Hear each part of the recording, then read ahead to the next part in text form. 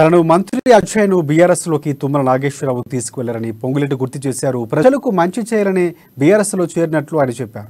అప్పుడు తనను ఇప్పుడు తుమ్మలను పార్టీ నుంచి వెలగొట్టారని విమర్శించారు. పార్టీ నుంచి పొమ్మనలేక పొగపెడుతున్నారంటూ ఆరోపించారు పొంగులేటి. తుమ్మలను ఆయన అనుచరులను కాంగ్రెస్ లోకి ఆహ్వానించినట్లు ఆయన చెప్పుకొచ్చారు.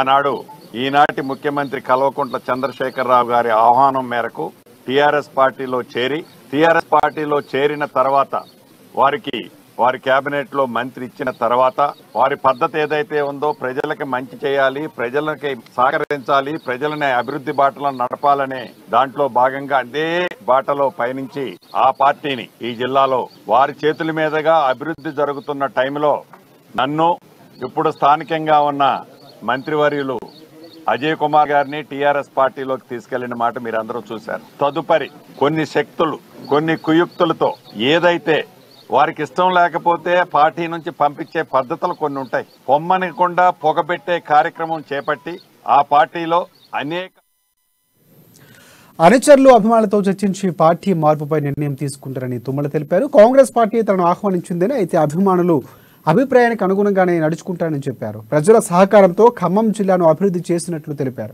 కాంగ్రెస్ లో చేరాలని పొంగులేటి ఆహ్వానించన్నారు. సీతారామ ప్రాజెక్టులోకి గోదావరి జిల్లాలు విడుదల చేయాలన్న తన లక్ష్యమని వివరించారు. సీతారామ ప్రాజెక్టు పూర్తి కోసమే ఎన్నికల్లో పోటీ చేస్తారని స్పష్టం చేశారు తుమ్మల.